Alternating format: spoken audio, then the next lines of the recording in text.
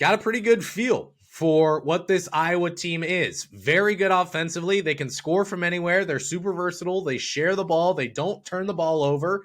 Defensively, they just allow shots to be funneled in, essentially, if you're the Hawkeyes. Can't rebound the ball and give up a bunch of second chance points and a bunch of points at the rim and in the paint. So, as we transition into banger bets, we've got to talk about a spread and we've got to talk about a total. That total is something to think about. Spread in this one. The BIP, you know what? Frick it. Sorry for my language.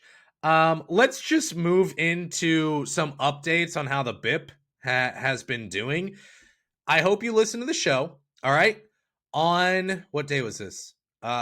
Friday, I gave you a free pick. I said, hey, take the under in like Ohio taking on Kent State or something like that. And it cashed with absolute ease. It wasn't even close. So you're welcome for that. And then Saturday was a really, really big day for the BIP. I gave away some free picks. And then on Saturday, I just went all in on the BIP. I said, you know what? We've got a huge slate. I'm going to find what the BIP likes, and we're going to play some bets. So we placed, let's see, 1, 2, 3, 4, 5, 6, 7, 8, 9 bets. We placed 9 bets in one day, 7 straights, 2 parlays. And what happened? We went 5-3. Is that right? Yeah, 5-3. We placed 8 bets. We went 5-3. We were up 2.4 units. And we had an ROI of just shy of 30%. And then yesterday on Sunday, placed another bet from the BIP that cashed out well at plus money. So right now the BIP is just kind of rolling in it. I'm just going to update you on the numbers because I feel like the BIP needs to be protected at this point because it's been really bad for Ohio State games, but otherwise great. All right. ROI is at plus 30.42%. We're up 12 units. And we have placed, we're 29-21. So we placed what? 40? 2 plus 2 is 4. Carry the 1. So we placed 50 bets and we're up 12 units. This is real. If you're watching on YouTube right here, you see it. It's real. So the BIP is doing well. All that said, we would project Ohio State. Sorry, really, really crude transition there. We would project Ohio State to be 5.5 point favorites in this one. I believe that number opened at 6.5, and now you can potentially get it 7.5 or even 8.5. So the line is moving toward Ohio State in this one. Therefore, we're not placing any money on Ohio State spread in this one. The total, however, is something that we need to think about. So total right now is set at 157.5. Now the BIP says that should be a little bit higher at 159.5. It's not enough value to really place a bet on. However, history can tell us something. It doesn't tell us everything, but it can tell us something because you have the head coach. It's been the same at Iowa, basically the same offense under Jake Dietler as Bruce Thornton. And these two teams have played a lot over the past several years. So in the last matchup in the Big Ten tournament, the total in that game was 168. A lot of points scored. You also had 156, 142. That's low. 167 and 170. In the last 2 seasons, they've played 5 times. Or I guess the last 3 seasons, they'll play their 6th time tonight. So in those games, you had an average of 160.6 points scored. That's right above the total in this one on 157 and a half. It's right above. However, there's one outlier there, 142 points in one game of the past 5. You've seen 156 plus in 4 of the last 5, which is right there at the line. You've also had over 159.5 in 3 of the last 5 between these two teams. And what do we talk about this entire show? We talk about how good this Iowa offense is. We talk about how fluid they are. They run up and down the floor. And Ohio State typically tends to be a product of whoever they play. If you're playing a team that has a high pace, Ohio State will play with a high pace with you. That was Indiana State. That was Campbell. That was Evansville this season. In games where opponents are slower, they will be slower as well. That's where they appear to be more comfortable. So I really, really, really lean over 157.5. If you want to put a buck down on something just so you can have a little more entertainment, have something to root for tonight, I would lean the over. It's not a banger bet. The BIP won't let me take it, and the BIP has been bad on Ohio State this year, so I've got nothing for you there. I also, just so you know, I was planning full well to come in and give you another free pick that you could hopefully place and cash like you took on Friday night. Hopefully, there's nothing. I've got no play from the BIP today, no value anywhere, so sorry. It makes me sad too. All right, we got to get into predictions and a pick in this one. So there are some questions. There are some things that we need to focus on when it comes to this matchup. Number one is which strength is going to be stronger? Is it Iowa's fast break, fast-paced, transition offense, or is it Ohio State's slow, fast break, stopping defense? That's a big question. Does Ohio State decide to play fast and play up to Iowa's pace, or do the Buckeyes try to slow down Iowa? From what we've seen in games for Ohio State, like I said, when they played teams this year that have been fast-paced teams, the Buckeyes have played fast with them.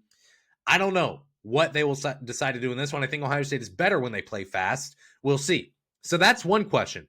The other question I have, Iowa's offense. They hold several matchup advantages over Ohio State's defense when you look at the matchups, I guess you could say, when it comes to stat profiles. So Iowa, really good offense. Ohio State has a really good defense as well, but Iowa's offense is better when it comes to effective field goal percentage, adjusted efficiency. You compare those numbers, Iowa's better there. Turnover rate, Iowa is better. 3-point percentage, 2-point percentage. All those places, Iowa is better. However, Ohio State, its offense holds several matchup advantages over Iowa's defense. Effective field goal percentage, adjusted efficiency, 3-point percentage, 2-point percentage. The only stat that Ohio State's offense doesn't have an advantage over Iowa's defense compared to Iowa's offense over Ohio State's defense is turnover rate. The other major difference is when you look at these matchups, Ohio State, those advantages are more profound for the Buckeyes than Iowa's advantages over Ohio State. So, again, the offenses in this game, they clearly have the matchup advantage. I want to take the over so freaking bad, but I don't think I can. The BIP won't let me. All that said, what happens in this game? Well, I think number one, I think Ohio State will play fast with Iowa. And when Ohio State has decided to play fast this year, it has worked out for them. And I'm curious, so I'm going to pull this up.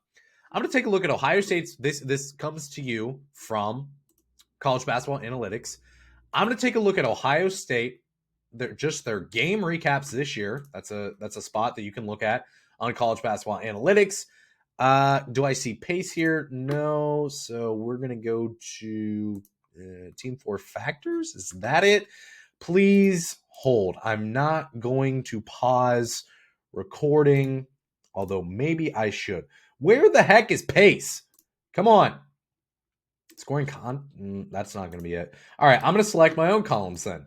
So that's the nice thing about College Basketball Analytics is that if you find something that you are interested in, like pace, but you don't see it there, you can select your own column and throw it in there. So this year, when Ohio State has gone fast, that's been against Oregon. They lost that game by 2.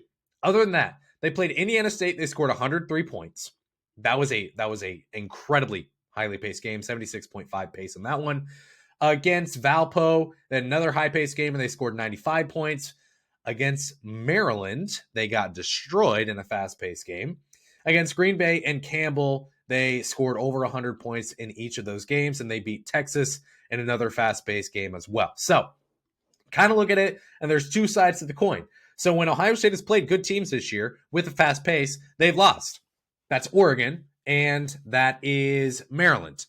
Texas was a win there, but in the 3 games where they played mid-majors, low majors, the pace was high. We saw Ohio State win those games and score a lot of points. So the question is Ohio State going to play a high pace but play a good Big Ten team, potentially a good Big Ten team, and lose because that's what they did against Maryland and Oregon, or is this going to bode well for Ohio State? I do think that Ohio State wins this game. I think that this matchup is exactly where Ohio State wants to be. They play fast. Ohio State has been pretty good against Iowa over the past couple years as well. I think that when you look at Ohio State playing fast, playing a team without that traditional center, that bodes well for the Buckeyes. So because of that, I think Ohio State is going to win. Are they going to cover 7.5? That's tough for me to see. Last time they were home and they had about that much point differential advantage spread, whatever you want to call it, it was against Indiana and they lost in overtime. I think Indiana is a much different team from Iowa, so I think the Buckeyes win this game. I think there's a fair likelihood they cover. I'm not touching it.